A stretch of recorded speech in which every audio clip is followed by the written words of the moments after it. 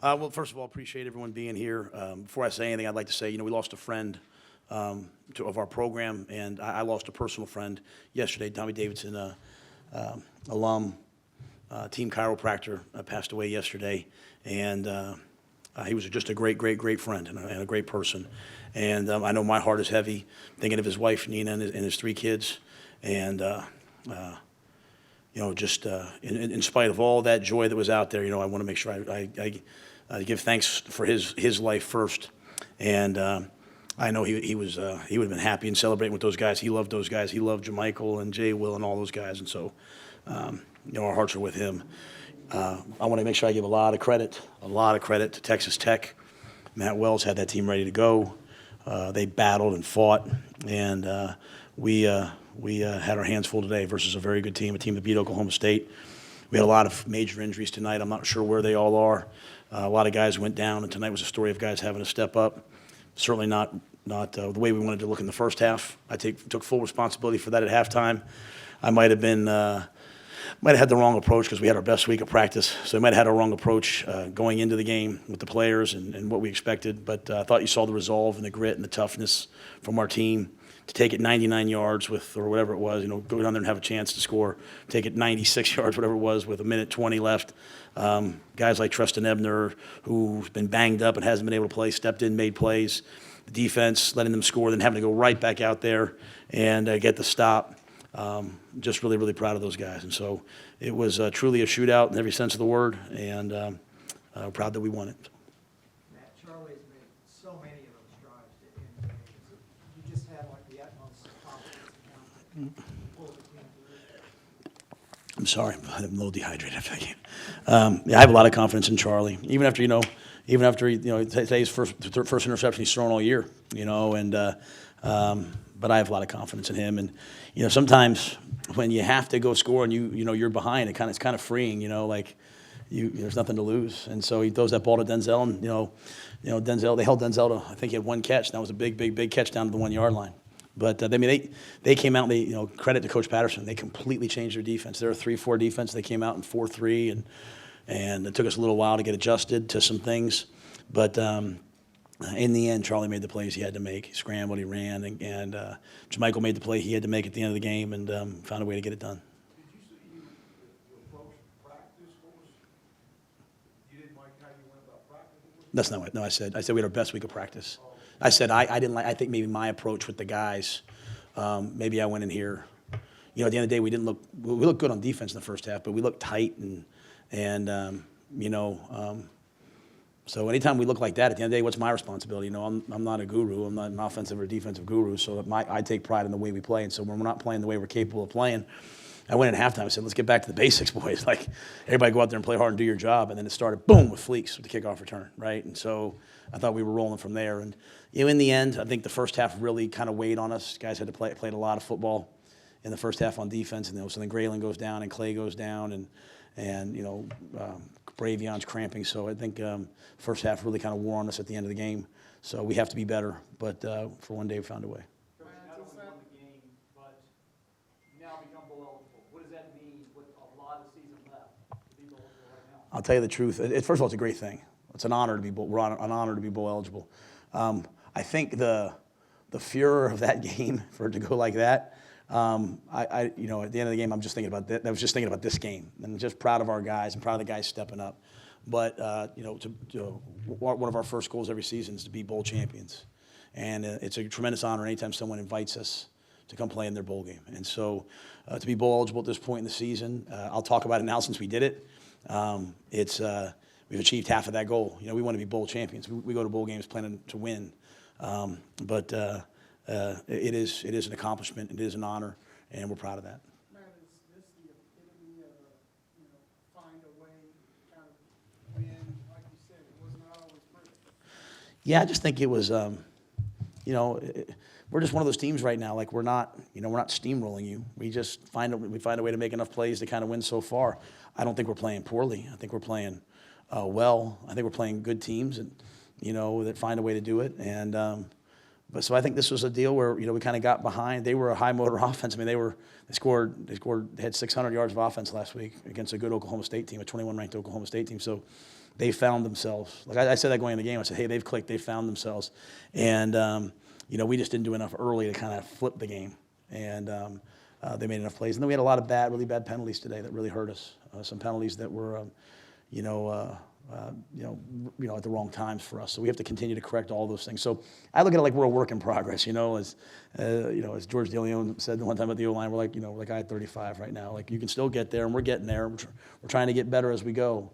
And again, I think the injuries were a real thing today. I think we had to really, really kind of have guys step up. But at the end of the day, I'm proud of that. That was a total comprehensive everyone. We made the plays on special teams. We made the field goal kicks.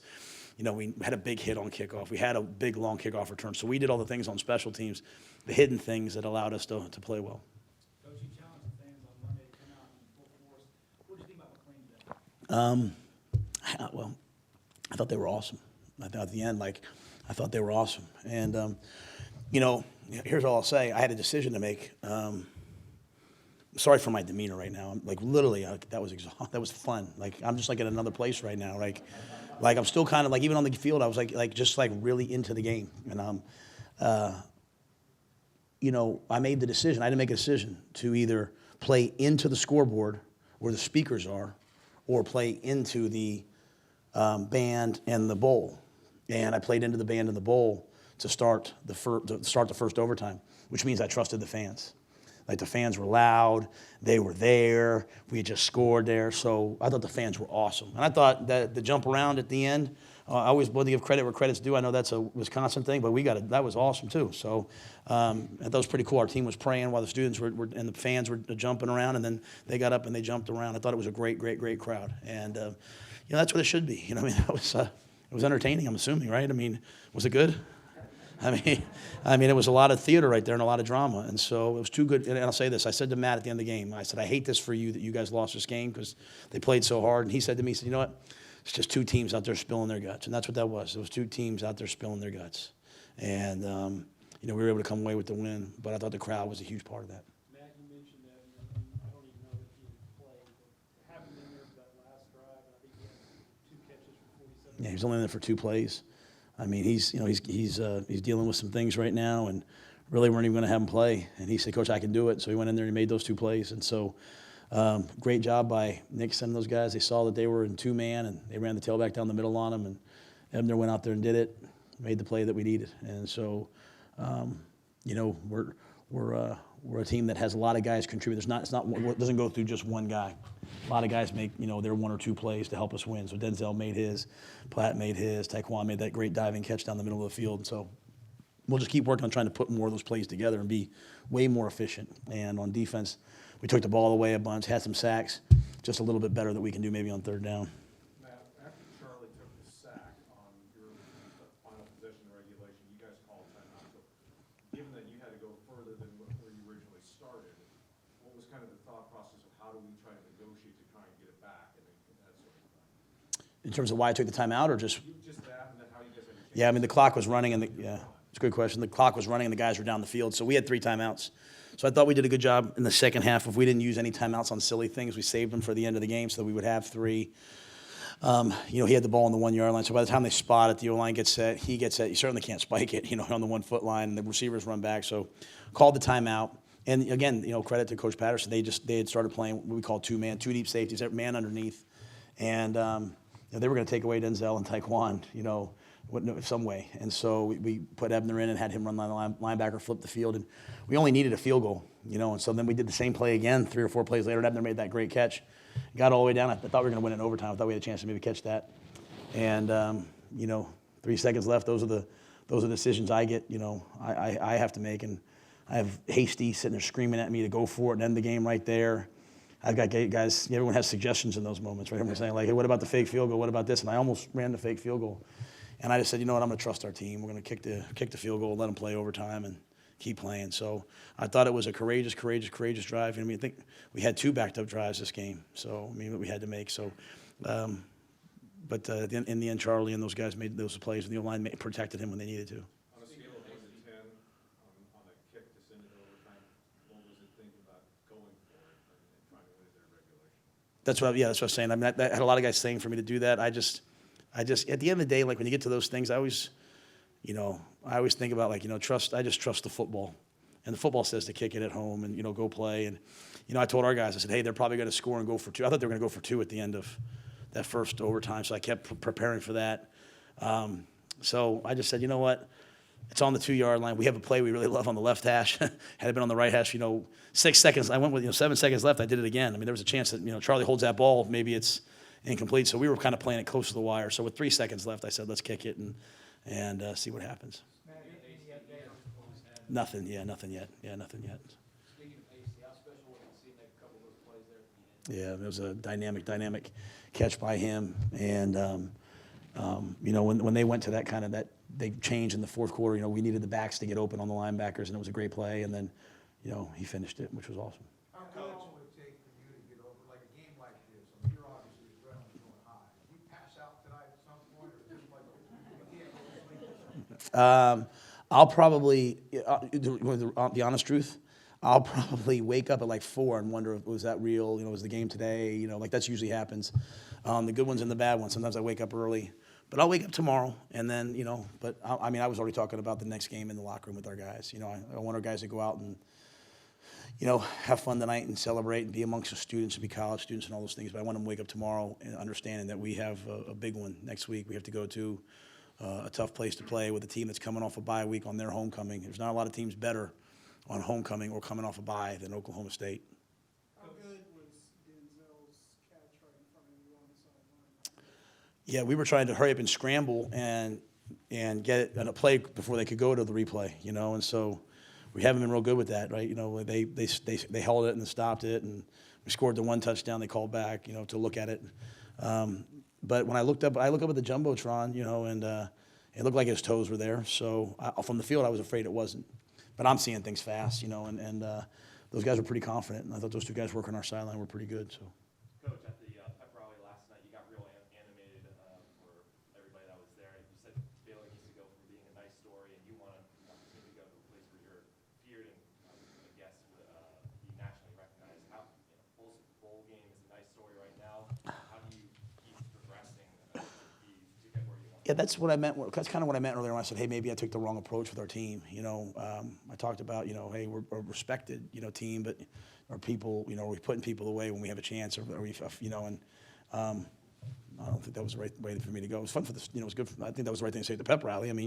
I thought the crowd was ready to go. I thought the crowd was excited. I thought the students were awesome. I thought it was loud, and it was, up with that double thing. I can't hear anything. But when we go to really loud places, even with the double thing, it's hard for me to hear, and it was hard for me to hear today. So I thought it was great. I thought that bonfire is one of the most spectacular things I've ever been to. And when you stand up where I stand and you look out and see everybody, it gets you animated. You know what I mean? It gets you excited. And so, and I don't ever worry about national recognition. I'm more worried. I want teams to say, man, we have to go play Baylor at McLean Stadium. Oh, it's such a hard place to play. And that's such a tough team to play. So I talked a lot about that with our team. And I think we, somewhere along the way, just kind of went out and we're trying to do too much. And so we settled down at halftime. We went out and just played ball. Thought we looked like a much better football team in the second half. So, Playing ball and being loose moving forward? yeah, every week's different for me. I just, it's like anything else in life. Like you go down the wrong, you get up, somebody give a presentation, you look at everybody, they start saying like, you can tell the presentation's not working, you flip it in the middle of it, right? Like, got to halftime. I certainly thought I was doing everything right. It wasn't going right, so I say, hey guys, it's on me. Let's change our approach. We got a veteran group. You asked Jordan Williams, those guys were saying, no, coach, that's on us. That's what's fun about coaching this team. We were able to coach the entire game with these guys. So luckily it was at halftime. A lot of times it happens at the end of the game where you come in and you try to pick up the pieces after a game. But we were just trying to regroup at halftime, and luckily it was just a 6-3 game.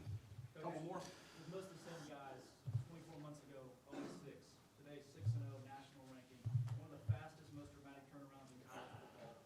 How? What do you credit that to? The players, administration, Dr. Livingstone, Mac, Jeremiah, all the people that work around us, the people that work with the players. That's why I talked about, Dr. D. There's all these wonderful, wonderful people behind the scenes that just do all these little things to help the young people. I was listening to some coaches talk today on some of those shows, and they were talking about, hey, you should come to our school. It's the best place to come play football. you know, our place is the best place to come be developed as a person, as a man, as a football player, as everything. So I think Baylor's, I think it's that. So I just think, you know, Baylor won before I got here. They won, you know, and many different coaches have won. So it's a place that deserves to win, and it's supposed to win. And so the credits to the people that are here, and I think the credits to our players. You know, it was fun. Like, went in the locker room at the end, and Mo Porter and guys that were on that first team were in there celebrating with us. You know, a lot of guys have worked hard to get to this point. But you know what? We have a lot of guys banged up. We have to go play 6 more games against some really good teams. So it's a lot of work to be done. All right, thank you, Coach. Appreciate it, everybody.